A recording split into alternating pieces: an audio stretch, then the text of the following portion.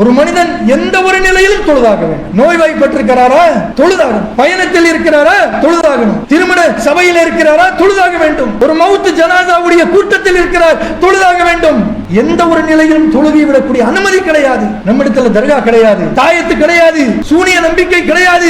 இப்படி எல்லாம் வாழக்கூடிய நாம தொழவில்லை என்று சொன்னாலும் அல்லாஹ் நாளை மறுமையில் எனக்கு சுவனத்தை தந்து விடுவான் என்கின்ற ஆசை ஒரு மனிதனுக்கு இருக்கும் என்று சொன்னால் நிச்சயமாக அறிந்து கொள்ளுங்கள். தௌஹீதை ஏற்றுக்கொண்டாலும் சரி, இணை வைப்பு இல்லை என்றாலும் சரி, தர்காவுக்கு செல்லவில்லை, தாயத்து அணியவில்லை, சூனியத்தில் ஆற்றல் இருக்கின்றது என்று நம்பவில்லை, இத்தகைய செயல்களை நாம் செய்தாலும், நன்மையை இந்த உலகத்தில் அதிகமாக நாம் செய்தாலும், தான தர்மங்கள், நோன்பு வைக்கக்கூடிய கடமை, ஹஜ் என்கின்ற கடமை, ஜகாத் என்கின்ற கடமை, இத்தகைய கடமைகள் செய்தாலும் நன்மடத்திலே இந்த தொழுகை இல்லை என்று சொன்னால் நாளை மறுமையுடைய நிலை என்ன யோசிச்சு பார்க்கணும். அல்லாஹ் ரப்பல் ஆலமீன் நாளை மறுமையில கேட்கக்கூடிய முதல் விசாரணை தொழுகை தானேங்க. அஸ்ஸலாமு அலைக்கும் வரஹ்மத்துல்லாஹி வபரகாத்துஹு. பேரன்பிற்கும் மரியாதைக்குரிய எல்லாம் வல்ல அல்லாஹ்வின் நல்லடியார்களே, அல்லாஹ்வுடைய பேரருளால் அல்லாஹ்வுடைய மார்க்கமான இந்த தீனுல் இஸ்லாத்தை நாம் எல்லாம் அறிந்து கொண்டு, எதை நாம் அறிந்து கொண்டோமோ அந்த மார்க்கத்தை, அந்த கொள்கையை நம்முடைய வாழ்வில் நாம் ஏற்றுக்கொண்டு,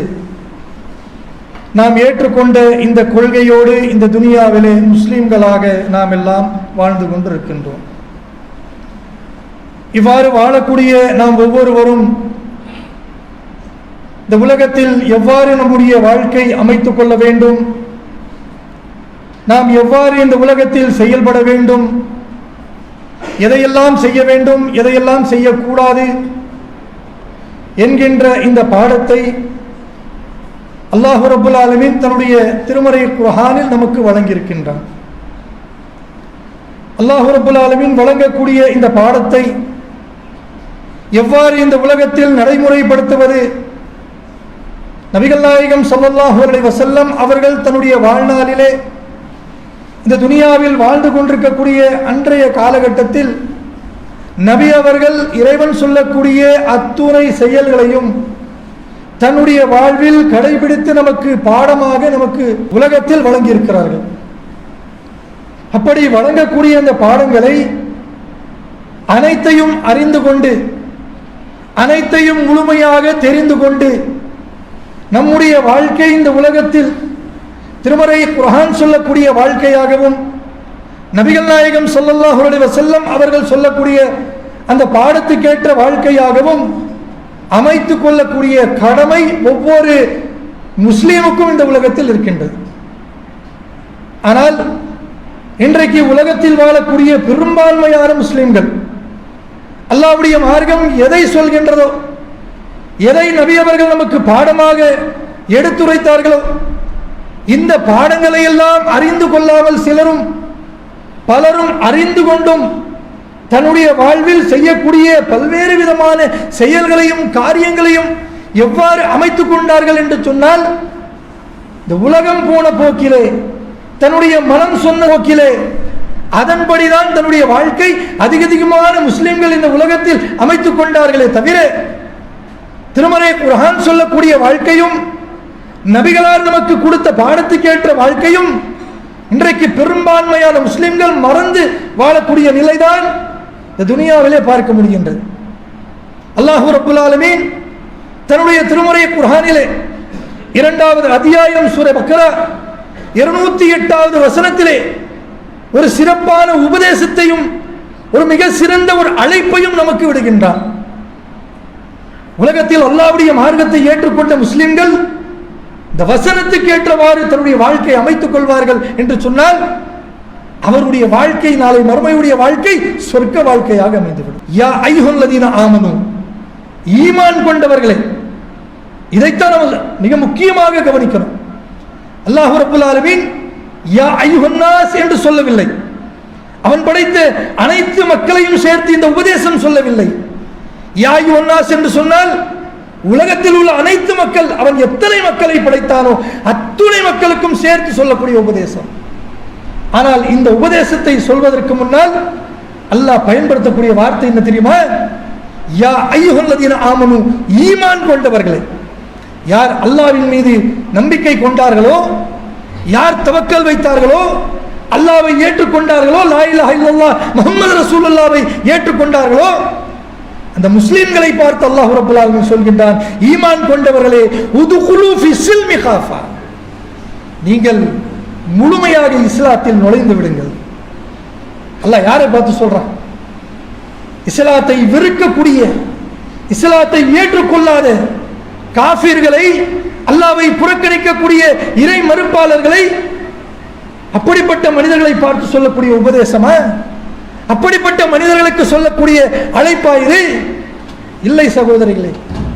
அல்லாஹ் ரப்பல் ஆலமீன் இந்த அழைப்பும் இந்த உபதேசமும் யாருக்கு சொல்கின்றான் என்று சொன்னால், ஈமான் கொண்டவர்கள், அல்லாஹ்வுடைய மார்க்கத்தை யாரெல்லாம் ஏற்றுக்கொண்டார்களோ, தான் ஒரு முஸ்லீம் என்ற அடையாளத்தோடு இந்த உலகத்தில் வாழ்ந்து கொண்டிருக்கிறார்களோ அந்த மக்களை பார்த்து சொல்கின்றான், யா அய்யுஹல்லதீன ஆமனு, ஈமான் கொண்டவர்களே உதுகுலு ஃபி ஸில்மி காஃபா, முழுமையாக இஸ்லாத்தில் நுழைந்து விடுங்கள். அப்ப யோசிச்சு பாருங்களேன், அல்லாஹ்வே ஈமான் கொண்டவர்கள் சொல்லிட்டான், சொல்லிட்டு மறுபடியும் எங்களையே பார்த்து நீ முழுசா இஸ்லாத்துக்கு வான்னு சொன்ன என்னப்பா அர்த்தம்? யோசிப்போமா இல்லையா? ஏதோ இஸ்லாத்தை ஏற்றுக்கொள்ளாதவர்களை பார்த்து அல்லாஹ் சொல்லிவிட்டான் என்று சொன்னால் அவர்கள் இஸ்லாத்தை ஏற்றுக்கொள்ளவில்லை, இந்த மார்க்கத்தில் முழுமையாக நுழை என்று அழைப்பு விடுகின்றான் என்று நாம நினைச்சுக்கலாம்.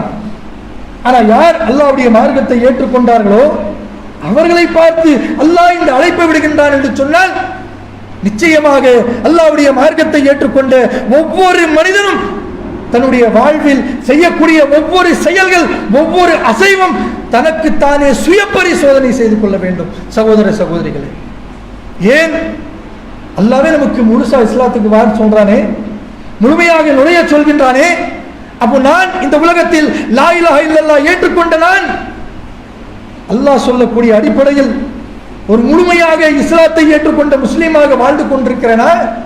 நம்முடைய செயல்கள் அப்படிப்பட்ட ஒரு செயலாக இந்த உலகத்தில் நான் அமைத்துக் கொண்டேனா என்பதை தான் செய்யக்கூடிய ஒவ்வொரு செயல்களும், தன்னுடைய ஒவ்வொரு அசைவும் தமக்கு நாமே சுய பரிசோதனை செய்து கொள்ள வேண்டும். ஏன் என்று சொன்னால், இன்றைக்கு நம்மோடு வாழக்கூடிய முஸ்லிம்களிலே பெரும்பான்மையானவர்கள் அல்லாஹ் ரப்பல் ஆலமீன் நமக்கு எதையெல்லாம் கடமையாக்கினானோ, எதையெல்லாம் செய்வதற்கான அனுமதியை வழங்கினானோ அந்த கடமைகளையும் அனுமதிகளையும் மறந்துவிட்டு உலகம் உலகம் செல்வம் பணம் என்று சொல்லி அதற்கு பின்னாலே ஓடக்கூடிய மக்களாக தான் இருக்கின்றார்களே ஒழிய, அல்லாஹ்வுடைய மார்க்கம் இதை சொல்கின்றது, இதையெல்லாம் அல்லாஹ் எனக்கு கடமையாக்கி விட்டானே, இந்த உலகத்தில் நான் வாழக்கூடிய கடைசி நொடி வரை இந்த கடமைகளை முழுமையாக கடைபிடிப்பேன், அல்லாஹ்வுடைய மார்க்கத்தை கடைபிடிப்பேன் என்று சொல்லக்கூடியவர்கள் இன்றைக்கு சொற்பத்தில் சொற்பமான விரல் விட்டு எண்ணக்கூடிய அளவிற்கு தான் மனிதர்கள் இந்த உலகத்தில் வாழ்ந்து கொண்டிருக்கிறார்கள்.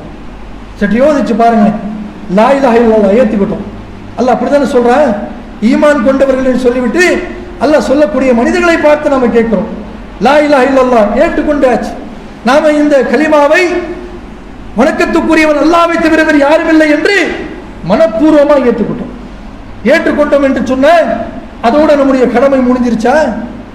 அதோடு இந்த உலகத்தில் நாம சொர்க்கவாசிகளாக நாளை மறுமையில மாறிவிடுவோமா? யோசிச்சு பார்க்கணும். அல்லாஹ் ரப்பல் ஆலமீன் யாரெல்லாம் இந்த மார்க்கத்தை ஏற்றுக்கொள்கிறார்களோ, ஏற்றுக்கொண்ட அந்த மனிதர்களுக்கு ஏற்றுக்கொண்ட அடுத்த நொடியிலிருந்து மேலும் 4 கடமைகளை விதித்திருக்கின்றான். இந்த 4 கடமையை நாம கடைபிடிக்கிறோமா? அதில் முதல் கடமை என்ன? அல்லாஹ்வை வணங்கக்கூடிய தொழுகை. முதல் கடமையே தொழுகைதான். நாளை மறுமையிலே அல்லாஹ்வுடைய முகத்தை பார்த்தவுடனே அல்லாஹ் விசாரிக்கக்கூடிய அந்த விசாரணைகளிலே எந்த செயலை பற்றி, எந்த கடமையை பற்றி அல்லாஹ் முதலாவதாக விசாரிப்பானோ அதே விசாரணைக்கான செயலைத்தான் அல்லாஹ் இங்கு முஸ்லீமாக ஒருவர் இந்த இஸ்லாத்தை ஏற்றுக்கொள்வார் என்று சொன்னால், ஏற்றுக்கொண்ட அந்த அடுத்த நொடியிலே தொழுகையை அல்லாஹ் ரப்பல் ஆலமீன் கடமையாக்கி விட்டான். அதற்கு பிறகுதான் நோன்பு, அதற்கு பிறகுதான் ஸகாத், அதற்கு பிறகுதான் ஹஜ். இப்படி இருக்கக்கூடிய இந்த கடமைகளில் அல்லாஹ் ரப்பல் ஆலமீன் நமக்கெல்லாம் ஒரு ஆப்ஷன் கொடுத்திருக்கான். நோன்பு வைக்கக்கூடியவர்களுக்கு பாருங்க, அல்லாஹ் அதுல ஒரு சலுகை கொடுத்திருக்கான். என்ன சலுகை? ரமலானுடைய மாதத்தில் நோன்பு வைக்கக்கூடிய நேரத்தில் நம்முடைய உடல்நிலை சரியில்லாமல் நோன்பு வைக்க முடியாமல் ஒரு நிலை ஏற்பட்டால் அந்த நேரத்தை நோன்பு விட்டுவிட்டு அடுத்த ஒரு நேரத்தில் நாம் கடைபிடிக்கக்கூடிய ஒரு சலுகை அல்லாஹ் நமக்கு வழங்கியிருக்கிறார். அதே போன்று ஸகாத் என்கின்ற கடமை, யாருக்கெல்லாம் ஸகாத் கொடுக்கக்கூடிய சக்தி இல்லையோ அந்த தகுதி இல்லையோ அவர்களுக்கு ஜகாத் கடமை இல்லை. ஹஜ் என்கின்ற கடமை உடல் வலிமையும் செல்வமும் இருக்கக்கூடிய அவர்களுக்கு மட்டும்தான் அல்லாஹ் இதை கடமையாக்கினான். செல்வம் இருக்கின்றது, உடல் வலிமை இல்லை, ஹஜ்ஜுக்கு கட்டாயமா போயாகணுமா? தேவையில்லை.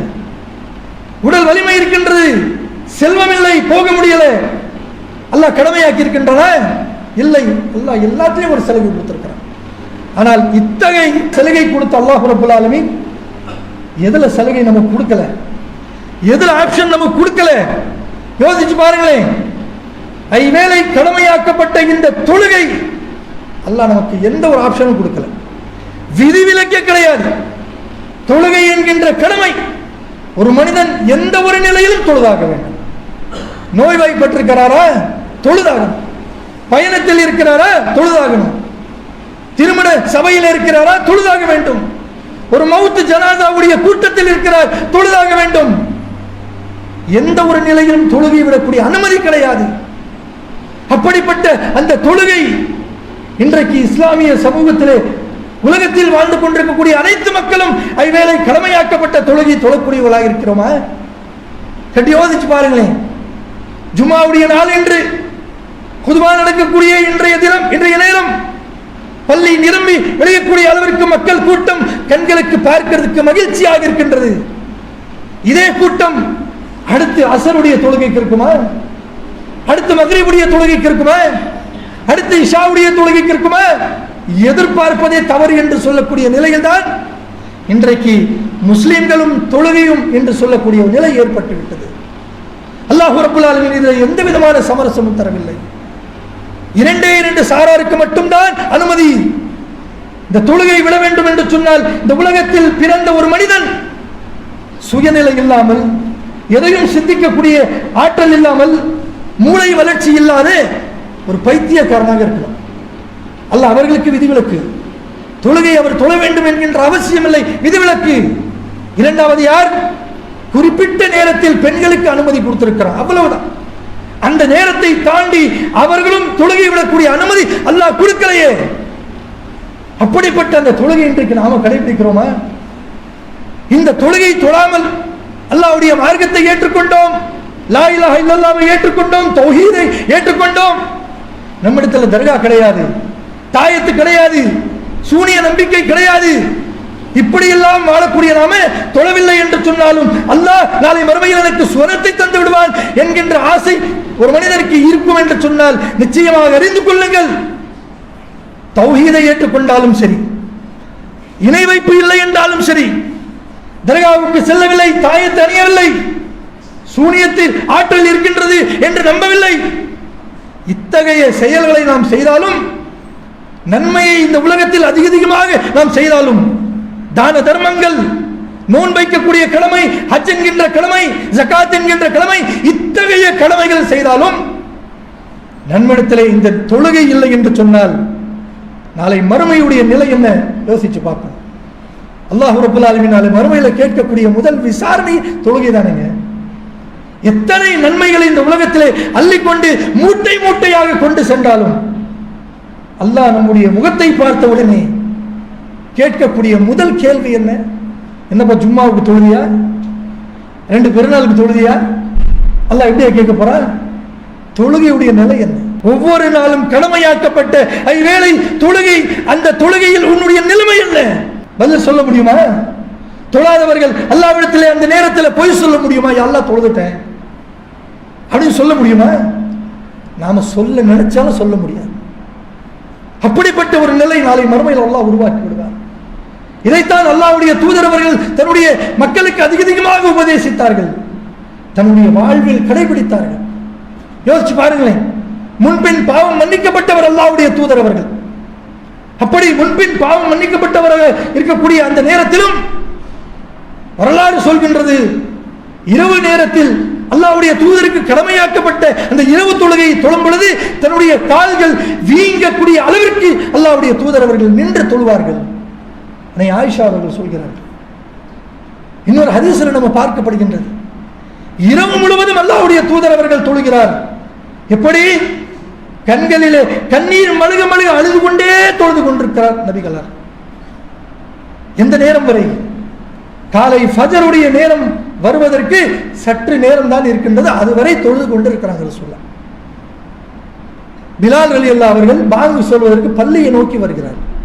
இன்னும் கொஞ்ச நேரத்தில் பாங்கு சொல்லணுமே என்பதற்காக பிலால் அவர்கள் பள்ளியை நோக்கி வரும் பொழுது அன்னை ஆயிஷா ரலியல்லாஹு அவர்கள், அல்லாஹ்வுடைய தூதர் அவர்கள் அழுது கொண்டு தொழக்கூடிய அந்த காட்சிகளை பார்த்து கொண்டு வியர்ந்திருக்கக்கூடிய நேரத்தில் பிலால் ரலியல்லாஹு அவர்கள் வருகிறார்.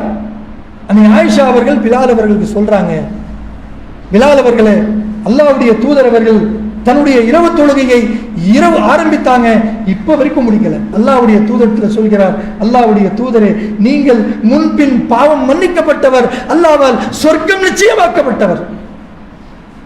இதை யோசிச்சு பாருங்க, முன்பின் பாவம் மன்னிக்கப்பட்டவர், அல்லாஹ்வால் சொர்க்கம் நிச்சயமாக்கப்பட்டவர். எப்படி இருக்கும்? இந்த இரண்டில் அல்லாஹ் ஒன்றை நமக்கு கொடுத்துட்டான்னு வைங்க, ஒரு பேச்சுக்கு. நம்முடைய வாழ்க்கை, நம்முடைய செயல்கள் எப்படி இருக்கும்? தரையில கால் நிற்குமா? ஆகாயத்தில் பறப்போம்.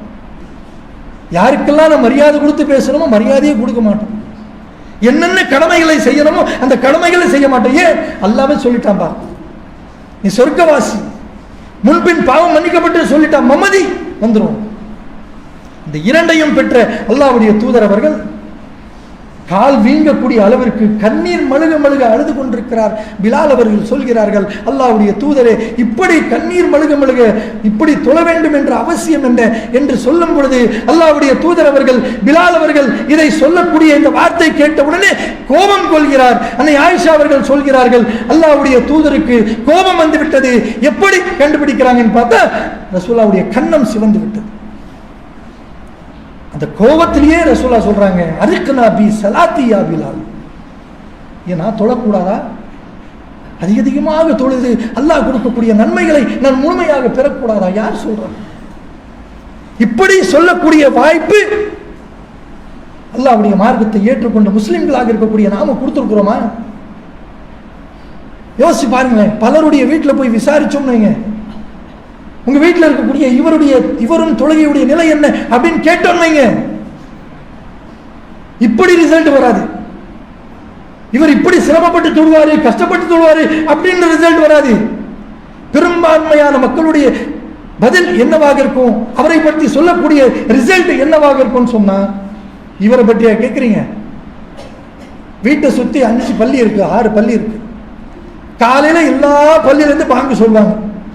அந்த சத்தத்தை கேட்டு வீட்டில் தூங்குற சின்ன குழந்தைங்க, ஆடு மாடு கோழி பூனை எல்லாமே முழிச்சோம். இவர் மட்டும் முழிக்கவே மாட்டார்.